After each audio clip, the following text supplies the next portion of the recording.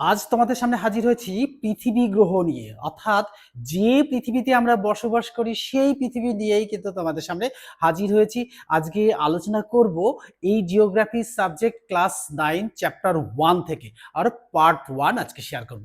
এখানে শেয়ার করার আগে আমি তোমাদের বলবো যে আজকে পৃথিবী নিয়ে হাজির হয়েছি কেন না, যে পৃথিবীতে আমরা বসবাস করি সেই পৃথিবী নিয়েই তোমাদের সামনে হাজির হয়েছি। আর এই পৃথিবীর আকৃতিটা কেমন আর আকারটা কেমন সে সম্পর্কে একটা ধারণা দেওয়ার জন্যই কিন্তু আজকের এই ভিডিও। আর এটা আমাদের থার্ড সামেটিভ পরীক্ষার জন্য অবশ্যম্ভাবী হয়ে উঠেছে। তাই আজকের এই ভিডিওর মধ্যে দিয়ে তোমরা থার্ড সামেটিভের জন্য প্রিপারেশন নিতেই পারো। তো প্রথমেই আমাদের জানতে হবে পৃথিবীটা কি। তো পৃথিবীটা হচ্ছে একটা গ্রহ, এই সৌর জগতের তৃতীয় গ্রহ, আর এর আয়তনের দিক থেকে কিন্তু পঞ্চম, অর্থাৎ এই সৌর জগতের তৃতীয় গ্রহের কিন্তু আমরা মানুষ। আর এই তৃতীয় গ্রহের মানুষ হয়েই কিন্তু আজকে এই ভিডিওটি করার সময় কিন্তু আমাদের গর্বে বুক ভরে উঠছে, কেননা আমরা এই পৃথিবীতেই বসবাস করি আর এই পৃথিবী সম্পর্কেই জানবো। আর তোমরাও কিন্তু এই পৃথিবী সম্পর্কে জানবে, আর পৃথিবীর আকৃতিটা কেমন, আকারটা কেমন, কোথায় আমরা আছি, কিভাবে আছি, কিভাবে এই পৃথিবীর আকৃতিটা কে প্রমাণ করেছিল, এই সমস্ত কিছু তথ্য নিয়ে কিন্তু আজকে তোমাদের সামনে হাজির হয়েছি। তাহলে আমরা কোন বই থেকে শেয়ার করব এই বই থেকে। দেখো, এই নবম ভূগোল ও পরিবেশ সমরেন্দ্রনাথ মোদক, এই বই থেকে কিন্তু আজকে তোমাদের সামনে আলোচনা করব। আলোচনার শুরুতেই আজকে বলবো যে এই গ্রহরূপে পৃথিবী, অর্থাৎ এই গ্রহরূপে পৃথিবী আলোচনা করার সময় আমাদের প্রথমেই জানতে হবে যে পৃথিবীর আকৃতিটা কেমন। সেই সভ্যতার উষা লগ্ন থেকেই কিন্তু এক এক ধরনের মানুষের বা এক এক ধরনের ভূগোলবিদের ধারণা কিন্তু এক এক রকম। কেউ বলেছেন পৃথিবী সমতল, কেউ বলেছেন পৃথিবীটা অভিগত গোলকের মতো, কেউ বলেছে কমলালেবুর মতো, কেউ বলেছে পৃথিবীটা কম পেয়ারার মতো, কেউ বা বলেছেন আপেলের মতন, অর্থাৎ জাস্ট লাইক অ্যান অরেঞ্জের মতোই কিন্তু এই পৃথিবীটা। সেই পৃথিবীটা সম্পর্কেই আজকে জানবো। আর জানার সাথে সাথে এখান থেকে যে সম্ভাব্য প্রশ্নগুলো হবে সেই প্রশ্নগুলোর উত্তর সমেত তোমাদের সামনে শেয়ার করব। তাহলে চলো আমরা শুরু করি সেই গুরুত্বপূর্ণ ভিডিওতে, যে ভিডিওর মধ্যে দিয়ে আমরা থার্ড সামেটিভ পরীক্ষায় সফলতা লাভ করব আর আমরা যে পৃথিবীতে বসবাস করি সেই পৃথিবী সম্পর্কে আরো জানবো। এবার প্রথমে দেখো, আমরা একটু জানতে হবে যে আমরা পৃথিবীর কোথায় আছি। তো পৃথিবীর ভেতরে, পৃথিবীর বাইরে, কোন জায়গাটায় আছি এই নিয়ে কিন্তু আমাদের একটু কনফিউশন হয়। আমরা পৃথিবীর ভেতরেও নেই, পৃথিবীর থেকে দূরেও নেই, অর্থাৎ পৃথিবীর ওপরেই কিন্তু আমরা ছড়িয়ে ছিটিয়ে রয়েছি। এই ছড়িয়ে ছিটিয়ে থাকার জায়গাগুলো দেশ, মহাদেশ, পাহাড়, পর্বত, নদী, সমুদ্র, সমস্ত কিছু নিয়েই কিন্তু এই গোলাকার পৃথিবীটা। আর এই পৃথিবীর চারিপাশেই কিন্তু আমরা ছড়িয়ে ছিটিয়ে বসবাস করছি। তাহলে চলো সেই ছড়িয়ে ছিটিয়ে বসবাস করা পৃথিবীর আকৃতি, আকার কেমন সেই সম্পর্কে কিন্তু আলোচনা করব। আলোচনার শুরুতেই বলবো যে আমরা ওই বই থেকে, অর্থাৎ সমরেন্দ্রনাথ মোদকের ওই বই থেকে কিন্তু আজকে আলোচনা করব। তাহলে চলো আমরা শুরু করি। হ্যাঁ, আলোচনার শুরুতেই আমি বলবো যে যার কাছে এই বইটি আছে, অর্থাৎ নবম ভূগোল ও পরিবেশ সমরেন্দ্রনাথ মোদক, যার কাছে এই বইটা আছে সে তো এই বইটা নিয়েই বসবে। আর যার কাছে এই বইটা নেই সে কিন্তু অন্য যে কোনো রাইটারের বই নিয়ে বসলেই কিন্তু আজকের আলোচনাটায় অংশগ্রহণ করা যাবে। এবং অংশগ্রহণ করলেই কিন্তু এখান থেকে যে সম্ভাব্য প্রশ্নগুলো আলোচনা করব সেগুলো পেয়ে যাবে। এই আজকের আলোচ্য বিষয় হলো নবম শ্রেণীর ভূগোল প্রথম পার্ট, অর্থাৎ প্রথম পার্টেরই কিন্তু প্রথম চ্যাপ্টার আর প্রথম পার্টই কিন্তু আজকে তোমাদের সামনে শেয়ার করব। এই শেয়ার করার শুরুতেই বলবো যে এই পৃথিবীটা কি। পৃথিবীটা একটা গ্রহ। তাহলে দেখো, এই গ্রহেরই কিন্তু আমরা মানুষ। আর এটি আয়তনের দিক থেকে কিন্তু কত, আয়তনের দিক থেকে কিন্তু পঞ্চম, এবং দূরত্বের দিক থেকে কিন্তু এ তৃতীয়। তাহলে এই সৌর জগতের তৃতীয়তম গ্রহে কিন্তু আমরা বসবাস করছি। তাহলে যার কাছে যে বই আছে তারা কিন্তু এই প্রথম অধ্যায় নিয়ে বের করে বসলেই কিন্তু এই চ্যাপ্টার নিয়ে আলোচনা শুরু করা যাবে। দেখো, আলোচনার শুরুতেই আমি বলবো যে যে গ্রহরূপে পৃথিবীর আকার ও আকৃতি, এটাই কিন্তু আজকের টপিক। তো আমাদের মাথার উপর অনন্ত মহাকাশ, দিনের বেলায় সূর্য ও রাতের বেলায় চাঁদ, অসংখ্য তারাকে দেখে থাকো, কিন্তু দেখো পৃথিবীকে পুরোপুরি দেখতে পাও না। কারণ কি, পৃথিবীর উপরে কিন্তু আমরা বসবাস করি এবং এই পৃথিবী হলো সূর্যের পঞ্চম ও তৃতীয় দূরতম গ্রহ। একমাত্র এই পৃথিবীতে প্রাণ সৃষ্টি হওয়ার জন্য অবস্থান আছে, অর্থাৎ আবাসস্থল রয়েছে। এবং সৌরজগতে পৃথিবীর অবস্থান ও আকৃতি, আকার, গতি, গঠন, ব্যাস, পরিধি, ক্ষেত্রমান, আয়তন, ওজন সম্পর্কে নানান ধারণা ও তথ্য পাওয়া যাবে। দেখো, এই প্রথমে পৃথিবী সম্পর্কে জানতে গেলে আমাদের একটু জানতে হয় যে আমরা তো পৃথিবীর কোথায় বসবাস করি। অর্থাৎ আমরা যদি ফাঁকা মাঠে দাঁড়াই, তাহলে দেখো আকৃতিটা আমাদের কীরকম হবে। আকৃতিটা হবে ঠিক এই রকম। দেখো, এখানে একটা দেখছো যে এই চ্যাপ্টা রুটির মতো পৃথিবীর আকৃতি। তো যদি আমরা এই পৃথিবী যদি আমরা এরকম একটা ফাঁকা মাঠে যদি দাঁড়াই, এরকম একটা এইরকম দেখা যায়। তো এখানে দেখো ফসলের জমি, বাড়ি ঘর, গাছপালা, এই সমস্ত কিছু কিন্তু এই পৃথিবীতে ভর্তি। তাহলে আমরা তো পৃথিবীর ওপরেই বসবাস করছি। দেখো, আমরা যখন এই পৃথিবীকে দেখি তখন কি মনে হয় যেন এইখান থেকে দূরে চলে গেলে এখান থেকে অনন্ত আকাশ, আমরা এখানে তারাদের দেখতে পাচ্ছি। হ্যাঁ, তো দিনের বেলা সূর্যকে দেখতে পাই। হ্যাঁ, সূর্যকে দেখতে পাই।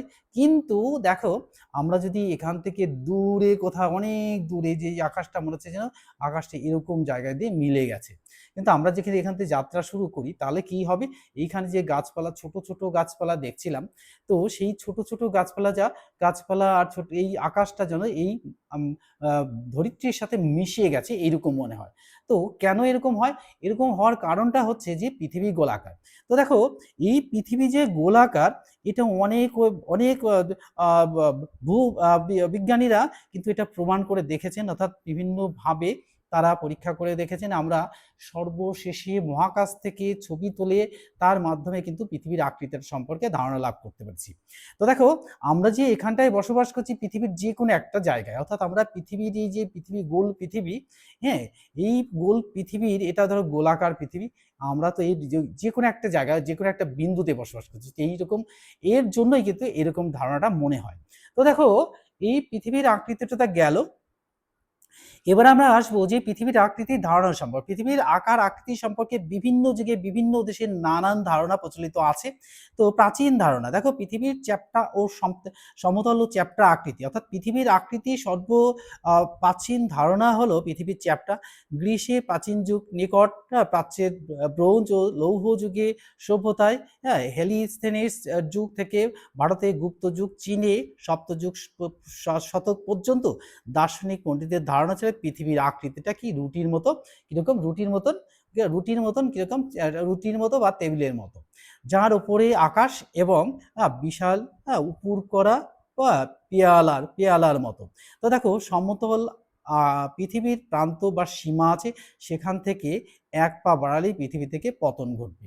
তো আমরা যদি এইরকম একটা ধারণা লাভ করতাম যে পৃথিবীটা যদি এরকম যদি এরকম লম্বা চৌকো হতো, হ্যাঁ, তাহলে কি হতো, আমরা যদি এখানে বসবাস করতাম, দেখা যাচ্ছে না চিত্রটা, অবশ্যই এখানে একটু দেখাবো, যে আমরা যদি পৃথিবীর আকৃতি এরকম না দেখে যদি আমরা পৃথিবীর আকৃতিটাকে এরকম দেখতাম, ঠিক এরকম পৃথিবীর আকৃতি হতো, আমরা যদি এখানে বসবাস করতাম, তো এখান থেকে যেদিকেই যাত্রা করি না কেন, তখন কি হতো, এখান থেকে যেদিকেই যাত্রা করি না কেন, অর্থাৎ পূর্ব পশ্চিম উত্তর দক্ষিণ যেদিকেই যাত্রা করি না কেন, এই যে সীমানাটা আছে, এই সীমানা পার করার পরেই কিন্তু এখান থেকে আমরা ছিটকে পৃথিবী থেকে পড়ে যেতাম। এখান থেকেও তাই হতো, এখান থেকেও তাই হতো, এখান থেকেও তাই হতো। কিন্তু দেখো, ওই পৃথিবীর আকৃতিটা কেমন, গোলাকার। এই গোলাকার হওয়ার জন্য, যদি পৃথিবীর আকৃতিটা এইরকম গোলাকার হয়, যে কিছুটা ডিম্বাকৃতি গোলাকার হয়, আর এটাকে যদি একটা চৌকো ঘরের মধ্যে রাখা হয়, তাহলে কি দেখো, আমরা যদি এখান থেকে মনে করলাম যে আমরা এইখান থেকে যাত্রা শুরু করেছি, এই সোজায় যাব, কোনো দিকে বেগবো না, তাহলে দেখো, এখানে যদি কোনো দিকেই বেগবো না মনে করি, তাহলে তো মনে হবে যে এখান থেকে কিছুটা গিয়ে পৃথিবী থেকে পড়ে যাব।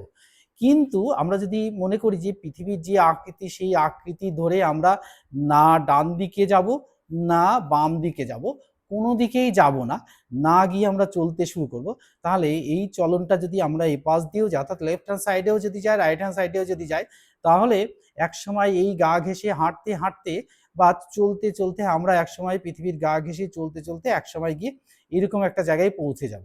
কিন্তু এইখান থেকে এই যে আকৃতিটা যাচ্ছি, আমরা এখানে যাচ্ছি, এইখানে এই যাওয়ার আকৃতিটা কিন্তু কিরকম, এখানে কিন্তু স্লথ নয়, এখানে কিন্তু পাহাড় পর্বত নদী সমুদ্র সব পড়বে, কখনো বা ডান দিকে বেঁকে কখনো বা বাঁ দিকে বেঁকে। হ্যাঁ, এটাও তাই, কখনো বা ডান দিকে বাঁ দিকে বেঁকে তারপর আবার চলতে হবে। তো বিজ্ঞানীরা অর্থাৎ ভূবিজ্ঞানীরা কিন্তু এটাই করেছিলেন, যেদিকে বাধা পেয়েছে অমনি বাঁ দিকে সরে গেছে, এদিকে বাধা পেলে এদিকে সরে গেছে, সরে গিয়ে তারা নির্দিষ্ট গতি রেখেছে, অর্থাৎ গতি রেখে আর নির্দিষ্ট দিক রেখেছে, অর্থাৎ বাঁ দিকেও সরবে, যতটা সরবে তারপরে আবার ডান দিকে সরে আসবে, অর্থাৎ একদম বাঁ দিকেও নয় ডান দিকে সোজা চলবে, কখনো বা বাধা পেলে বাধা পথ পেরিয়ে আবার সোজা জায়গায় আসবে। এসে তারা কিন্তু প্রমাণ করে দেখিয়েছেন যে পৃথিবীর আকৃতিটা গোল। আর এই বর্তমানে যে আমরা স্যাটেলাইটের মধ্যে দিয়ে যে পৃথিবীটাকে দেখছি, এটা যদি পৃথিবী হয়, এটা যদি আমরা এটা যদি পৃথিবী হয়, আমরা যখন এই পৃথিবীর বাইরে গিয়ে কোনো চাঁদ থেকে বা মহাকাশ থেকে এখান থেকে চিত্রটা তুলি, তাহলে এই পৃথিবীর আকৃতিটা কিন্তু এই গোলাকারই মনে হবে। তাহলে আমাদের এই পৃথিবীর আকৃতিটা সম্পর্কে কিন্তু আমাদের একটা সম্যক ধারণা হয়ে গেল। এবার দেখো, অনেক যুগের অনেক মানুষরা অনেক রকম ভাবে এই পৃথিবীর আকৃতিটা সম্পর্কে বলেছেন। এবার আসবো আমরা মেসোপটেমিয়া ধর্মা অর্থাৎ প্রাচীন মেসোপটেমিয়ার যুগে অর্থাৎ বর্তমান ইরাক মনে করতেন সমতল থালার মতো পৃথিবীর আকৃতিটা। আবার চীনাদের ধারণা কি ছিল, আমি মেন পয়েন্টসগুলো বলবো, কারণ হচ্ছে কি এই মেন পয়েন্টসগুলো বললে তোমাদের কিন্তু আরো ইন্টারেস্টটা গ্রো হবে। কারণ কি দেখো, এবার চীনের সম্রাট বা দেশবাসীগণের মনে করতেন যে পৃথিবীর ষষ্ঠ সমতল বর্গাকার গোলাকার আকৃতি বিশিষ্ট চিহ্নই চীনই, হ্যাঁ চীনি সমগ্র পৃথিবী, হ্যাঁ পৃথিবী এর বাইরে কোনো ভূখণ্ড নেই, তারা এটা মনে করেছিলেন, কিন্তু আসলে কিন্তু ধারণাটা সে ভুল। এবার গ্রিকদের ধারণা অনুযায়ী দেখো, ভূমধ্যসাগরের তীরে বসবাসকারী গ্রিকগণ মনে করতেন যে পৃথিবী একটি বিশাল দ্বীপের মতো সমতল থালা, আর এই যার চারিদিকে বেষ্টন করে আছে আদি অনন্ত অন্তহীন উদ্বেল মহাসাগর, এবং এই দ্বীপটির মধ্যভাগে রয়েছে এক সমুদ্র, এবং সমুদ্র তীরে গ্রিকদের জনবসতি গড়ে উঠেছে। গ্রিক পণ্ডিত থমার হেসিওদ ও ডেমোক্রেটাস থ্যালেস এই ধারণা সমর্থন করেন। আসলে পৃথিবীর আকৃতিটা যে চিত্রটা দেখছি আমরা, এই পৃথিবীটির আকৃতিটা কি গোলাকৃতি, অর্থাৎ 600 খ্রিস্টাব্দ পূর্ব থেকে 300 খ্রিস্টাব্দ পূর্ব পর্যন্ত গ্রিক যুগে পৃথিবীকে জলপূর্ণ পাত্রে বসানো অর্ধেক আপেল বা কমলালেবুর মতো মনে হয়েছিল, হ্যাঁ মনে করতেন। কিন্তু এই ধারণার সমগ্র সেই ধারণা কিন্তু এই ধারণা সমগ্র প্রাচীন বিশ্বের প্রসার লাভ করে এবং মধ্যযুগ পর্যন্ত স্থিতিশীল ছিল।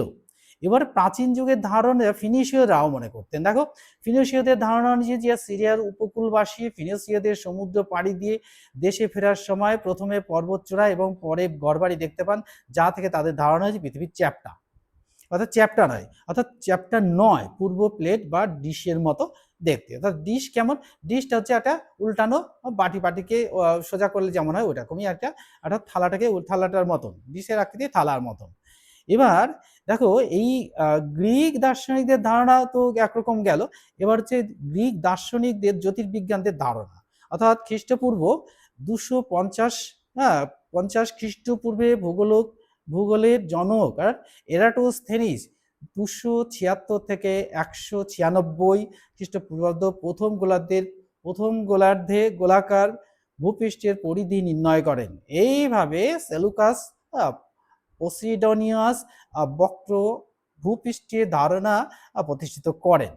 এবার এর সাথে সাথে ভারতীয় জ্যোতির্বিজ্ঞানীরাও কিন্তু ভারতীয় জ্যোতির্বিদ অর্থাৎ গণিতজ্ঞ তথা জ্যোতির্বিদ আর্যভট্ট 676 থেকে 550 খ্রিস্টাব্দের মধ্যে মানে গোলীয় গোলীয় গোলীয় পৃথিবীর পরিধি নির্ণয় করেন এবং 6967 অজানাস বরাহমির প্রাচীন গোলক আকৃতির ধারণা পোষণ করেন। এবার আমরা মোটামুটি একটা যে পৃথিবীটা কেমন এর একটা ধারণা পেলাম বিভিন্ন যুগের বিভিন্ন দার্শনিক তথা বিভিন্ন ভূবিদদের ধারণা অনুযায়ী, কিন্তু আমরা বা পণ্ডিতদের মধ্যে থেকে যে তাদের এই আলোচনার থেকে আমরা একটা সিদ্ধান্তে আসতে পারি পৃথিবীর আকৃতিটা ঠিক কি রকম। এবার দেখো, আমরা চলে আসবো যে পৃথিবী অভিগত গোলক। দেখো, এই পৃথিবী অভিগত গোলক অর্থাৎ বিংশ শতাব্দী মেন পয়েন্টসগুলো দেখো। এখানে কি আরো কিছু আছে যে খ্রিস্টানদের ধারণা, অর্থাৎ ওডিসির অফ সার্ভেই 560 থেকে 663 খ্রিস্টাব্দে পৃথিবীর থালা বা চাকার মতো গোল। এবার দেখো, এবার আসবো যে মুসলিম জ্যোতির্বিজ্ঞানীদের ধারণাও সেই একই রকম, অর্থাৎ তারাও বলেছিলেন যে পৃথিবী গোলাকার। দেখো আধুনিক যুগের পর্তুগিজ ভূপর্যটক ফার্দিনান্দ ম্যাগেলান কলম্বাস সারা পৃথিবী প্রদক্ষিণ করে ফিরে এসে পৃথিবীর আকৃতি প্রমাণ করেন গোলাকার, অর্থাৎ পৃথিবীর আকৃতিতে অভিগত গোল আকৃতি। তাহলে আমাদের পৃথিবীর আকৃতির সম্পর্কে একটা মোটামুটি ধারণা পাওয়া গেল। এবার আসবো আমরা যে পৃথিবীর জিওড আকৃতি, অর্থাৎ 20 শতকের শেষ পর্যন্ত পৃথিবীর অভিগত গোলাকৃতির ধারণা আরও নিখুঁত করে বলা হয়, অর্থাৎ ভূপৃষ্ঠে ভূমিরূপের ও মাধ্যাকর্ষণ শক্তির তারতম্যের জন্য পৃথিবী মসৃণ অভিগত গোলাক নয় এবং বরং পৃথিবীর আকৃতি অন্য কোনো বস্তুর সঙ্গে তুলনীয় নয়। তাই পৃথিবীর আকৃতি পৃথিবীর মতোই, অর্থাৎ পৃথিবীর মতোই। এবার আসবো আমরা পৃথিবীর আকার আকৃতি নিয়ে, অর্থাৎ পৃথিবীর গোলাকৃতি। প্রত্যক্ষ প্রমাণ, দেখো মহাকাশচারীরা প্রত্যক্ষ অভিজ্ঞতা থেকে, অর্থাৎ কি কোন মহাকাশচারী Yuri Gagarin, Valentina Tereshkova, Rakesh Sharma, Kalpana Chawla, Sunita Williams পৃথিবীকে প্রদক্ষিণ করার সময় শক্তিশালী দূরবীক্ষণ যন্ত্রের সাহায্যে প্রমাণ দেখেন যে পৃথিবী দেখতে গোল মণ্ডলের মতো। বিশ্বের প্রথম মহাকাশচারী ইউরি গ্যাগারিন 1961 সালে 22 এপ্রিল স্পুটনিকে চড়ে ভূ প্রদক্ষিণের সময় পৃথিবী দেখতে পান গোলাকার বটে, তবে তা অনেকটা পেয়ারার মতন, তিনি পেয়ারার মতন বলেছেন। তো বিশ্বের সর্বপ্রথম চন্দ্র অভিযানকারী নীল আর্মস্ট্রং এডউইন এলড্রিন 1969 সালের 21 জুলাই চন্দ্রপৃষ্ঠ থেকে কালো মহাকাশের পৃথিবীকে দেখেন সাদা ফিকে নীল রঙের উজ্জ্বল এক গোলকের মতো। তাহলে দেখো এক একজন এক এক রকম ভাবে কিন্তু পৃথিবীকে দেখেছেন। এবার আসবো আমরা যে এই উপগ্রহ চিত্র, এবার আসবো আমরা একদম সেই আসল জায়গাটায় যেখান থেকে নাকি আমাদের পৃথিবীর ধারণা সম্পর্কে একদম সম্যক ধারণাটা পেয়ে যাব। তো বর্তমান দিনে রাশিয়া, যুক্তরাষ্ট্র, ভারত থেকে প্রেরিত কৃত্রিম উপগ্রহ ক্যামেরায় তোলা ছবিগুলি থেকে দেখা যায় যে কালো মহাকাশের পটভূমিতে পৃথিবী একটি উজ্জ্বল রঙিন গোলক, আর এই গোলাকার পৃথিবীর অর্ধাংশ সূর্যালোকে উজ্জ্বল রঙিন এবং বাকি অর্ধাংশ অন্ধকার দেখা যায়। অর্থাৎ পৃথিবী, অর্থাৎ সৌরজগতে কোনো কিছুই কিন্তু কি নয়, কোনো কিছুই কিন্তু স্থির নয়, সমস্ত কিছুই চলমান অবস্থায় রয়েছে। এই চলমান অবস্থায় থাকাকালীনই কিন্তু যখন পৃথিবী সূর্যের চারপাশে ঘুরে আসছে, তখন কি হচ্ছে, সূর্যের চারপাশে সে পৃথিবী ঘুরছে কেমনভাবে, লাট্টুর মতো ঘুরছে। সেই জন্য পৃথিবীতে 24 ঘন্টার মধ্যে 12 ঘন্টা দিন, 12 ঘন্টা রাত। আর এই 12 ঘন্টা দিন কখন হচ্ছে, যখন সূর্যের দিকে পৃথিবীর মুখটা থাকছে, তখন আকৃতিটা হচ্ছে পৃথিবীর অর্ধেকটা আমরা দেখতে পাচ্ছি। সেই জায়গাটা হচ্ছে দিন হচ্ছে, আর সেই জায়গাটা 12 ঘন্টা দিন হচ্ছে, আর উল্টো দিকে ঠিক অপোজিট দিকে কিন্তু কি হচ্ছে, অপোজিট দিকে কিন্তু অন্ধকার থাকছে। তো আবার দেখো সরি, চাঁদের পর পৃথিবীর গোল ছায়া। তাহলে পৃথিবীর আকৃতিটা নিয়ে অনেকেই অনেক মত পেশন করেছেন। তারপরেও দেখো এই আমরা চন্দ্রগ্রহণের সময় কি হয়, এই যে গ্রহণের সময় আমাদের পৃথিবীর ছায়াটা চন্দ্রের উপর পড়ে, এখানেও কিন্তু সেই আকৃতিটা দেখে, অর্থাৎ চন্দ্রের উপর পৃথিবীর গোল ছায়া পড়লে কিন্তু পৃথিবীর আকৃতির সম্পর্কে একটা সম্যক ধারণা পাওয়া যায়। অর্থাৎ এক কথায় বলা যায় যে পৃথিবী গোলাকার। তো এই চন্দ্রগ্রহণের সময় পতিত পৃথিবীর ছায়া গোলাকার হয়, আর পৃথিবী গোলাকার আকৃতি হওয়ায় তার সম্ভব হয়, তা না হলে কিন্তু এটা হতো না। এবার আসবো আমরা এখানে কিন্তু জানো কি বলে একটা কথা আছে। এই পৃথিবীর আলোকচিত্রে আলোকিত অংশে নীল রং সমুদ্র এবং সাদা রং মেঘ ও বরফ, বাদামি রং পাহাড় পর্বত, মরুভূমি বাদামি রঙের, আর সবুজ রং কৃষিজমি ও অরণ্যকে নির্দেশ করে। অর্থাৎ মহাকাশ থেকে যে চিত্রটা আমরা দেখতে পাচ্ছি এই যে পৃথিবী সম্পর্কে, এর থেকেই বুঝতে পারি যে পৃথিবীতে কতটা মরুভূমি আছে, কতটা জল আছে, কতটা পর্বত আছে, পাহাড় আছে, এই সব কিছু সম্পর্কে কিন্তু একটা ধারণা হয়ে যাবে। আর যে পৃথিবীর 71.4 ভাগ, অর্থাৎ 71.4% ভূভাগ সমুদ্রের জলরাশি বেষ্টিত হওয়ায় মহাকাশ থেকে পৃথিবীকে দেখলে একটা নীল গ্রহ দেখা যায়। তাই পৃথিবীকে নীলগ্রহ বা কখনো বা আমরা জলগ্রহ বলতে পারি, অর্থাৎ জল বেশি পরিমাণে আছে বলে এটা সম্ভব হয়েছে। এবার আসবো আমরা জাহাজ প্রদক্ষিণ করে। দেখো এখানে একটা চিত্র দেখো খুব সুন্দর, এটার মধ্যে দিয়েও কিন্তু আমরা খুব সহজেই বলে দিতে পারি যে সূর্যোদয় সকাল, মধ্যাহ্ন, বিকাল, সূর্যাস্ত পশ্চিম দিকে পার হয়ে পৃথিবী অর্ধেক অংশ দিন অর্ধেক অংশ রাত হয়, এটা আমরা জানি। এবার দেখো জাহাজ প্রদক্ষিণ করে, অর্থাৎ জাহাজে প্রদক্ষিণ করে কিভাবে এর আকৃতিটা বলছে, অর্থাৎ তীরে আগত জাহাজের উপর অংশ, অর্থাৎ ক্রমান্বয়ে মাস্তুল চোং ছাদ পাটাতন থেকে নিচের অংশ দেখা যায়, আবার তীর থেকে সমুদ্রগামী জাহাজের নিচের অংশ থেকে উপরের অংশগুলি অদৃশ্য হয়। দেখো এইখানে চিত্রটা কিন্তু খুব সুন্দর করে একটা বোঝার মতন চিত্র, যে এটা তো পৃথিবীর আকৃতি।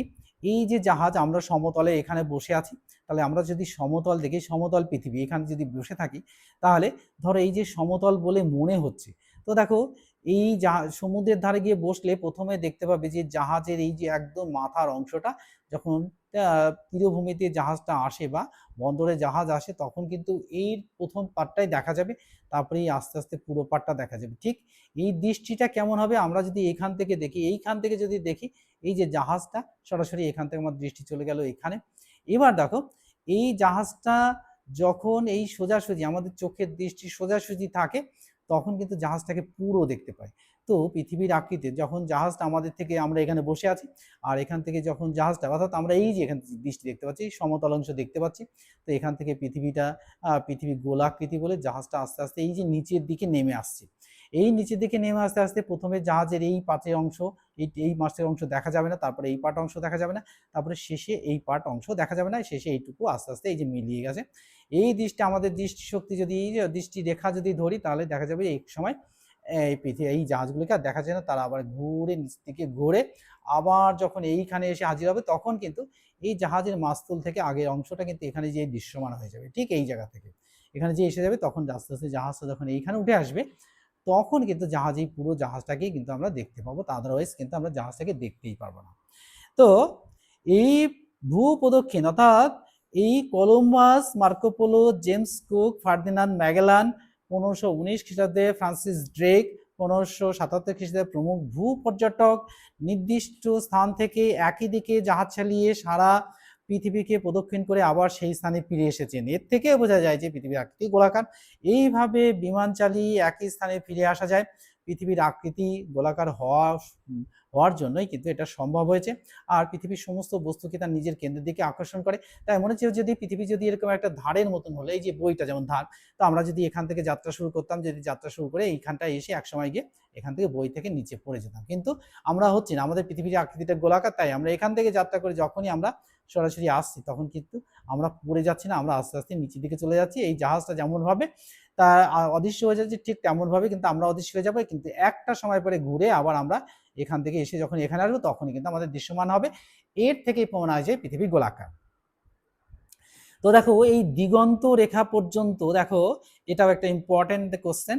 দেখো এই ভূপৃষ্ঠে দাঁড়িয়ে থাকা যতটা দিগন্ত রেখা দেখা যায়, ক্রমশ উপর দিক উঠলে চারপাশের পরিধি বাড়তে থাকায় বহুতল বাড়ির ছাদ, বিমান, কৃত্রিম উপগ্রহ থেকে দিগন্ত রেখা বৃদ্ধি পায়। আর পৃথিবী গোলাকার হয় দিগন্ত রেখা বৃদ্ধি, আর এর আকৃতি অর্থাৎ বৃত্তচাপের মতো হয়। তাহলে আমরা দেখেই বুঝতে পারছি অ্যালফ্রেড নোবেল প্রমাণ করেছিলেন। দেখো আমরা আমাদের মতন প্রমাণ করি, এখানে তো এক প্রকার প্রমাণ করেছি। তো আমরা যদি একটুখানি ভালো করে, অর্থাৎ ধরো বিরাট বড় একটা জলাশয়, তুমি যদি বা তোমরা যদি যে কেউ যেটি প্রমাণ করেই নিতে পারো, আমরাও করতে পারি খুব সহজেই, যে কাঠিগুলো, অর্থাৎ বিলের পরপর সোজা করে কাঠিগুলো পুঁতে চলে গেলাম, তাহলে আমরা ঠিক চিত্রটা কেমন করে করতে পারবো, চিত্রটা ঠিক এরকম করে করতে পারবো। আমি তোমাদের একটুখানি দেখাই। দেখো আমরা ধরো একটা এরকম একটা বড় বিলের মধ্যে রয়েছি। তো এই বড় বিলের মধ্যে আমরা যখন রয়েছি, তখন কি হচ্ছে, আমরা এখান থেকে আমাদের বাড়িঘর এই জায়গা থেকে আমরা এখানে বিলে নেমে এখানে একটা, দুটো, তিনটে, চারটে, পাঁচটা করে, ছটা করে অনেক দূর পর্যন্ত এই লাঠিগুলো, একই মাপের লাঠিগুলো পুঁতে পুঁতে চলে গেলাম। যদি বিলটা আরো বড় হয় হোক, তাতেও অসুবিধা নেই, যদি আরো বড় হয় তাতেও অসুবিধা নেই, তাহলে আরো ভালো বোঝা যাবে। তো একটা সময় দেখবা যে এখানে যে লাঠিটা, তোমার এখানে যদি তোমার চোখের দৃষ্টি এখান থেকে দেখি, যে এখান থেকে যদি চোখের দৃষ্টিটা দেখা যায়, প্রথম লাঠিটা বড়, তারপরে একটু ছোট দু চোখে ধরা পড়বে না, কিন্তু দেখো অনেক দূর যখন চলে যাবে, এই লাঠিগুলো ক্রমশই কি হবে, ঠিক জাস্ট লাইক এইরকম হয়ে যাবে। লাঠিটা যদি এরকম যদি হয়, তাহলে লাঠিটা এখানে এরকম সোজা দেখা যাবে না, এই লাঠিগুলো কিন্তু আস্তে আস্তে কমতে কমতে কমতে কমতে এরকম চলে যাবে। তা আমরা যদি সোজা দৃষ্টি রাখি, তাহলে কি হবে, তাহলে কিন্তু আমরা এই লাঠিগুলোকে একটা সময় পরে এখানে সব লাঠিগুলোকে দেখতে পাবো না। এবার আমরা সেই বিলের ধারে বসে বসে লাঠিগুলোকে লক্ষ্য করলে শেষে যে লাঠিটা, আর কিন্তু আমরা এরকম দেখতে পাবো না। কেননা এটা এরকম হচ্ছে কেন, কারণ হচ্ছে এই পৃথিবীর আকৃতিটি গোলাকার বলে। পৃথিবী যদি এরকম লম্বা হতো, এই সব লাঠিগুলো কিন্তু আমরা সমান মাপেই দেখতে পেতাম। তো এর থেকে কিন্তু আমরা প্রমাণ করতে পারি যে পৃথিবী গোলাকার। হ্যাঁ, এটাই কিন্তু প্রমাণ করে। তা দেখো সরি, বেডফোর্ড নোবেল, হ্যাঁ, নোবেলের পরীক্ষা এটা কিন্তু সমুদ্র সমতল থেকে পরীক্ষা চালিয়েছিলেন। এবার দেখো এখানে যদি এরকম এই যে এত কিমি 1 কিমি দূরে যদি থাকে, তাহলে একটা সময় এটা কিন্তু ঘুরে এদিকে চলে আসবে। দেখো এটাও তুমি দেখো যে এটাও দৃষ্টি থেকে দেখো, এখানে লাঠিটা যদি এখানে পোতা থাকতো, এখানে 1 কিমি 2 কিমি করতে করতে দূরে প্রত্যেক 1 কিমি দূরে দূরে একটা সময় করে পৃথিবীর আকৃতি এরকম, হ্যাঁ, বেঁকা বলে। সেই জন্য কি হচ্ছে, এই লাঠিগুলো একসময় দেখো এটা এটা ছিল বেঁকা, এটা সোজা হলো, তারপরে এবার এই পাটটা বেঁকা, তারপরে আরেকটু বেঁকা, বেঁকা করতে করতে এটাকে এখান থেকে চোখের আমাদের দৃষ্টি পড়বে না, আমাদের এই চোখের দৃষ্টি রেখা যে সোজাসুজি যাবে সে কটাই দেখতে পাবে, এখানে চলে আসলে আর আমরা এখান থেকে কিন্তু এগুলো আর আমরা দেখতে পাবো না। এটাই কিন্তু প্রমাণ করে। তাহলে দেখো এবার আসবো যে পৃথিবী অভিগত গোলক। দেখো পৃথিবীর আকৃতি গোলাকার হলে তা সম্পূর্ণ বৃত্তাকার নয়, পৃথিবীর নিরক্ষীয় অঞ্চলে কিছুটা ফোলা এবং মেরু অঞ্চলে চাপা। ঠিক এটা বলতে পারে জাস্ট লাইক অ্যান অরেঞ্জ। তাই পৃথিবীর আকৃতি, প্রকৃত আকৃতি অনেকটা অভিগত গোলকের মতো, এর থেকেই প্রমাণ হয়ে গেল। এবার চলে আসবো যে অভিগত গোলক, এটা আবার কি? অভিগত গোলক যে গোলকের উত্তর দক্ষিণ অংশ সামান্য চাপা এবং পূর্ব পশ্চিম অংশ কিছুটা ফোলা, তাকেই অভিগত গোলক বলে। এটাও কিন্তু ইম্পর্টেন্ট। এই অভিগত গোলকের কিছু বৈশিষ্ট্য থাকে। অভিগত গোলকের 2টি অক্ষ থাকে, দীর্ঘ অক্ষ অনুভূমিক ও ক্ষুদ্র অক্ষ উলম্ব। পৃথিবীর ক্ষেত্রে দীর্ঘ অক্ষ নিরক্ষরেখা এবং উলম্ব অক্ষরেখা মেরুরেখা গঠন করে। তাহলে আমাদের পৃথিবীর আকৃতি আর সম্পর্কে জানা গেল, অভিগত গোলকটা জানা গেল। এবার আসবো অভিগত গোলকের কারণটা কি। দেখো বিজ্ঞানীগণ প্রমাণ করেছেন যে কোনো গোলকার নমনীয় বস্তু নিজ মেরুরেখার চারপাশে লাট্টুর মতো অবিরাম ঘুরলে তার মধ্যে একই অংশে একই সঙ্গে পরস্পর বিরোধী কেন্দ্রমুখী ও কেন্দ্র বহির্মুখী শক্তির উদ্ভব হয়। ফলে কি হয়, মধ্যভাগ নিরক্ষরেখা বা পূর্ব পশ্চিম ব্যাস বরাবর কেন্দ্রাভিমুখী শক্তি ও মেরুদণ্ড অর্থাৎ উত্তর দক্ষিণ ব্যাস বরাবর কেন্দ্রমুখী শক্তি কার্যকর হয়ে মধ্যভাগ স্ফীত ও মেরুভাগ চ্যাপ্টা হয়। তাহলে আমরা বলা গেল। এবার আসবো যে দেখো এই পৃথিবীর অভিগত গোলকের প্রমাণ, এখানে একটুখানি প্রমাণ দিয়ে দিয়েছে যে পৃথিবীর অভিগত গোলকের প্রমাণ, পৃথিবীর ব্যাস ও পরিধির পার্থক্য। দেখো এই পৃথিবী নিখুঁত বৃত্ত হলে ভূপৃষ্ঠ সমস্ত বিন্দু থেকে ব্যাস পরিধি সমান হতো, তবে বাস্তবে দেখা যায় যে পৃথিবীর নিরক্ষীয় ব্যাস সরি 12,757 কিমি, পরিধি 40,093 কিমি, আর মেরু ব্যাস 12,714 কিমি, পরিধি 39,958 কিমি। তাই এই নিরক্ষীয় ব্যাস মেরু ব্যাস অপেক্ষা 12,757 বিয়োগ 12,714 এই 43 কিমি বড় এবং নিরক্ষীয় পরিধি অপেক্ষা 40,093 বিয়োগ 39,958 অর্থাৎ 135 কিমি বড়। তাই এই পৃথিবীর নিরক্ষীয় মধ্যভাগ মেরু অঞ্চল অপেক্ষা ব্যাস 43 কিমি, পরিধিতে 135 কিমি বড়। তাই পৃথিবী পূর্ণ গোলক নয়, অভিগত গোলক। তাহলে কিন্তু একটা ইম্পর্টেন্ট কোশ্চেন, পৃথিবী অভিগত গোলক নয় কেন? অভিগত গোলকের প্রমাণ, অভিগত গোলক আকৃতির প্রমাণ দিল। এবার আমরা চলে আসবো যে এইখানে একটুখানি আছে, এটুকুই আজকে তোমাদের সামনে শেয়ার করব। এবার আসবো আমরা আরো একটু ইম্পর্টেন্ট জায়গায়, যে এখানে কিছু কিছু ছোট প্রশ্ন আছে। এই ছোট প্রশ্নের পাশাপাশি এখানে আমরা সরাসরি চলে আসবো ইম্পর্টেন্ট যেটা, এই জেনে রাখাতে চলে আসবো। আর এই জিওড বলার কারণটা কি, এটা কিন্তু চলে আসবো। যে জেনে রাখো গ্রিক শব্দ জিওডের উৎপত্তি জিও পৃথিবী আর জিওড দর্শন থেকে। তাই এই জিওড এর অর্থ পৃথিবী সদৃশ্য, পৃথিবীর মতো, অর্থাৎ আর্থ শেপড। তো বিজ্ঞানী জোহান বেন্ডেক্স লিস্টেং সর্বপ্রথম জিওড শব্দটি ব্যবহার করেন। Very important question. এবার বিজ্ঞানের যে শাখায় পৃথিবীর আকৃতি আয়তন পরিমাপ করা হয় তাকে জিওডেসি বা ভূ আকৃতিবিদ বলা হয়। আমরা এটা জানলাম। এবার আসবো আমরা এই জিওড বলার কারণটা কি। সরি, পৃথিবী পৃষ্ঠ গোলক বা বলের মতো মসৃণ বা সমান নয়। গড় সমুদ্রপৃষ্ঠ থেকে সমুদ্র সমতলের সীমা ভূত্বক অংশে নিচু এবং স্থলভাগের শিয়াল ভূত্বক অংশে অনেক উঁচু। আবার সমুদ্র তলদেশ থেকে সমুদ্রগিরি বেসিন খাদ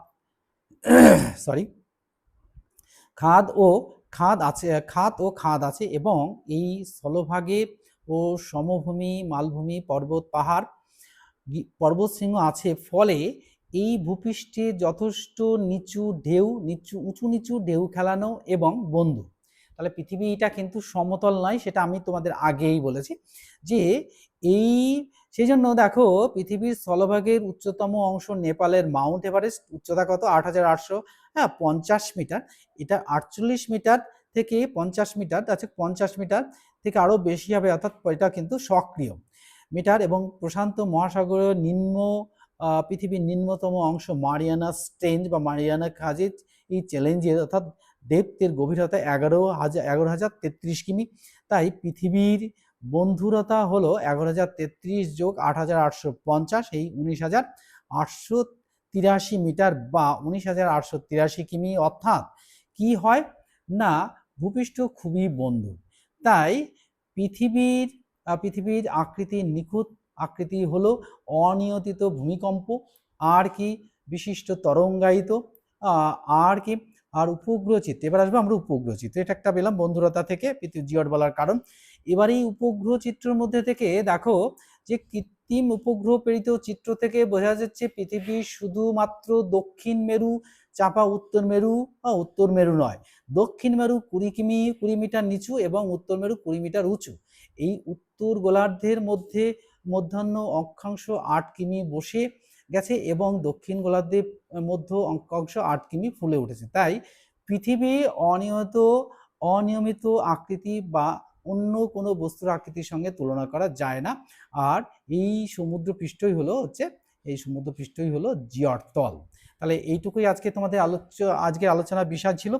এর থেকে যে সম্ভাব্য প্রশ্নগুলো তোমাদের আসবে থার্ড সামেটিভ পরীক্ষায়, সেগুলো কিন্তু তোমাদের সামনে শেয়ার করব। তাহলেই কিন্তু এই চ্যাপ্টার থেকে কিন্তু আরেকটা ভিডিও হবে, তো আরেকটা ভিডিও তোমাদের সামনে শেয়ার করব এর ঠিক পরে। তো আজকে শেয়ার করার সাথে সাথে আমি এখান থেকে বলবো যে তোমরা একটা করে স্ক্রিনশট তুলে নেবে। তাহলে কি হবে, স্ক্রিনশট তুলে নিলে এখান থেকে যে প্রশ্নগুলো আমি সিলেক্ট করেছি সেই প্রশ্নগুলোর উত্তর কিন্তু তোমরা পুরোটাই পেয়ে যাবে। তাহলে দেখো তুলে নাম। হ্যাঁ, এবার এই প্রশ্নগুলো তোমাদের সামনে শেয়ার করবো। দেখো বলছে পৃথিবীর প্রকৃত আকৃতি কেমন, অর্থাৎ পৃথিবীর প্রকৃত আকৃতি হলো জিওড বা অভিগত গোলকের মতো। 2 নম্বর দেখো ভূগোলকের জনক কাকে বলা হয়, অর্থাৎ এরাটোস্থেনিসকে ভূগোলকের জনক বলা হয়। 3 নম্বর কোশ্চেন হচ্ছে জিওড কথার অর্থ কি, জিওড কথার অর্থ হলো পৃথিবীর মতো। 4 নম্বর কোশ্চেন দেখো পৃথিবীর কোন অংশে অভিকর্ষজ বল সবচেয়ে বেশি, অর্থাৎ মেরু অঞ্চলে অভিকর্ষজ বল সবচেয়ে বেশি। 5 নম্বর কোশ্চেনটা দেখো যে পৃথিবীর পরিধি কত, এই পৃথিবীর পরিধি দেখো কত, পৃথিবীর পরিধি দেখো কত, পৃথিবীর পরিধি নিরক্ষীয় পরিধি প্রায় 40,076 কিলোমিটার বা 24,902 মাইল। এটাও কিন্তু ইম্পর্টেন্ট। এখান থেকে যে প্রশ্নগুলো শেয়ার করছি সবগুলো প্রশ্নই কিন্তু very very important for third summative class 9। এবার আসবো যে এখান থেকে স্ক্রিনশট তুলে নেওয়ার আগেও তোমরা স্ক্রিনশট তুলে নিলে তো পারবেই, কিন্তু স্ক্রিনশট তুলে নেওয়ার সাথে সাথে তোমরা যদি প্রশ্নগুলো ভালো করে দেখে নেবে আর স্ক্রিনশট তুলে নাও। হ্যাঁ, এবার দেখো এখানে কি পৃথিবীর গড় পরিধি কত, দেখো পৃথিবীর গড় পরিধি হচ্ছে 23,902। 7 নম্বর কোশ্চেন দেখো সৌরজগতের গ্রহগুলির মধ্যে আয়তনে পৃথিবীর স্থান কততম, অর্থাৎ পৃথিবীর স্থান ষষ্ঠ। পৃথিবী কেন অনন্য গ্রহ, এই পৃথিবী কেন অনন্য গ্রহ, দেখো এই অনন্য গ্রহ হওয়ার কিন্তু এর পিছনে কিন্তু অনেকটা কারণ রয়েছে। এর কারণগুলি হলো, দেখো অনন্য গ্রহ হওয়ার কারণ হলো যে কারণ এখানে জীবন ধারণের জন্য প্রয়োজনীয় অক্সিজেন, জল ও সার্বিক তাপমাত্রা অর্থাৎ সঠিক তাপমাত্রা রয়েছে, সেই জন্য এই পৃথিবীকে অনন্য গ্রহ বলা হয়। এবার দেখো তারপরে কোশ্চেন দেখো প্রাচীন যুগে মানুষের ধারণায় পৃথিবী কেমন ছিল, অর্থাৎ পৃথিবীর আকৃতি ছিল সমতল। এবার 10 নম্বর কোশ্চেনটা দেখো, 10 নম্বর কোশ্চেনটা হচ্ছে যে কে গোলাকার পৃথিবীর প্রথম মানচিত্র তৈরি করেন, অর্থাৎ টলেমি প্রথম মানচিত্র তৈরি করেন। তারপর দেখো সৌরজগতের কোন গ্রহকে নীল গ্রহ বলা হয়, অর্থাৎ সৌরজগতের পৃথিবী গ্রহকে নীল গ্রহ বলা হয়। আবার দেখো চলে আসবো পরের পাতাতে কিন্তু একটা স্ক্রিনশট তুলে নিতে হবে। স্ক্রিনশট তুলে নিলে কিন্তু তোমাদের প্রশ্নের উত্তরগুলো পেয়ে যাবে। হ্যাঁ, এই যে এটা স্ক্রিনশট তুলে নাও। হ্যাঁ, এবার দেখো এটা আজকে তোমাদের সামনে শেয়ার করবো। দেখো পৃথিবী গোল তার প্রত্যক্ষ প্রমাণ কি, অর্থাৎ তা হলো মহাকাশ থেকে তোলা আলোকচিত্রের মধ্যে দিয়ে পৃথিবীর আকৃতিটা গোল বোঝা যাচ্ছে। 13 নম্বর কোশ্চেন দেখো পৃথিবীর প্রকৃত আকৃতি কেমন, অর্থাৎ অভিগত গোলকের মতো। 14 নম্বর কোশ্চেন দেখো সৌরজগতের কোন গ্রহকে জলগ্রহ বলা হয়, অর্থাৎ পৃথিবী গ্রহকে জলগ্রহ বলা হয়। 15 নম্বর কোশ্চেন দেখো, পৃথিবীর নিরক্ষীয় ব্যাস কত? 12,757 কিমি। 16 নম্বর কোশ্চেন দেখো, বৃহস্পতির উপগ্রহের সংখ্যা কয়টি? অর্থাৎ 67টি। 17 নম্বর কোশ্চেন দেখো, পৃথিবীর যে সবচেয়ে নিচু স্থান কোনটি? অর্থাৎ মারিয়ানা খাত। 18 নম্বর কোশ্চেন দেখো, কোন বিজ্ঞানী সর্বপ্রথম জিওড কথাটি ব্যবহার করেন? অর্থাৎ বিজ্ঞানী জোহান বেন্ডেক্স লিস্টিং সর্বপ্রথম প্রমাণ করেন, কথাটি ব্যবহার করেন। তারপর দেখো 19 নম্বর কথা, ইউরেনাসের যমজ গ্রহ কোনটি? অর্থাৎ নেপচুন। ইউরেনাসের যমজ গ্রহ নেপচুন। পরে আসবো, আর একটা পাতা আছে, আরেকটা পাতা শেয়ার করলেই কিন্তু তোমাদের সামনে এটা শেয়ার করা হয়ে যাবে। দেখো এখান থেকে শেয়ার করবো এই পাতাটা শেয়ার করলেই কিন্তু তোমাদের হয়ে যাবে। হ্যাঁ, এবার দেখো এখানে দেখো বিজ্ঞানের যে শাখায় পৃথিবীর আকৃতি আয়তন পরিমাপ করা হয় তাকে কি বলে? তাকে জিওডেসি বা ভূ আকৃতি বলা হয়, ভূ আকৃতি বিদ্যা বলা হয়। এবার 20 নম্বর কোশ্চেন দেখো, যে বিশ্বের সর্বপ্রথম চন্দ্রাভিযানকারী কারা? অর্থাৎ নীল আর্মস্ট্রং, এডউইন অ্যালড্রিন। এটা সালটা কত? 1969 সালের 21শে জুলাই। 22 নম্বর কোশ্চেন দেখো, আর্যভট্ট কে ছিলেন? আর্যভট্ট ছিলেন ভারতীয় জ্যোতির্বিদ তথা গণিতবিদ, অর্থাৎ গণিতজ্ঞ। 23 নম্বর কোশ্চেন দেখো, সূর্যের নিকটতম গ্রহ কোনটি? বুধ। 24 নম্বর কোশ্চেন দেখো, যে বিশ্বের সর্বপ্রথম মহাকাশচারী কে ছিলেন? অর্থাৎ ইউরি গ্যাগারিন। আর 25 নম্বর কোশ্চেন দেখো, অভিগত গোলক কাকে বলে? দেখো এই কোশ্চেনটাও কিন্তু পরীক্ষায় এসেই গেছে। ধরো যে গোলাকার গোলকের উত্তর ও দক্ষিণ দিক সামান্য চাপা এবং পূর্ব ও পশ্চিম দিকে সামান্য ফোলা, এইরূপ গোলাকার বস্তুকে অভিগত গোলক বলা হয়। তাহলে আজকে এই তোমাদের সামনে এই কোশ্চেনগুলো শেয়ার করলাম। হ্যাঁ, শেয়ার করার সাথে সাথে কিন্তু থার্ড সেমেস্টার পরীক্ষাটা কিন্তু তোমাদের 100% কমন পেয়ে যাবে। তাহলে এই আজকের ভিডিওটি তোমাদের কেমন লাগলো তা অবশ্যই কমেন্ট বক্সে লিখে জানাবে, আর বন্ধুদের মধ্যে শেয়ার করে দিবে। আর বন্ধুদের মধ্যে শেয়ার করে দিলে কি হবে, বন্ধুরাও সেই ভিডিও সম্পর্কে অর্থাৎ এই চ্যাপ্টারটার সম্পর্কে জানতে পারবে, আর থার্ড সেমেস্টার পরীক্ষা কিন্তু 100% কমন কোশ্চেন পেয়ে যাবে। তাই আমি বলবো বন্ধুদের মধ্যে এটাকে শেয়ার করে দেবে। আর আমার যারা সাবস্ক্রাইবার আছে তারা একটা করে লাইক দিয়ে দেবে, আর একটা করে লাইক দিয়ে দেবে। আর কি ধরনের ভিডিও তোমরা চাইছো সেটা একটু কমেন্ট বক্সে লিখে জানালে আমি জানতে পারবো, এরকম গুরুত্বপূর্ণ ভিডিও নিয়ে তোমাদের সামনে হাজির হবো। তাহলে আজকের মতো এখানেই শেষ করছি, পরের ভিডিওতে আবার তোমাদের সাথে দেখা হচ্ছে। Good bye friends.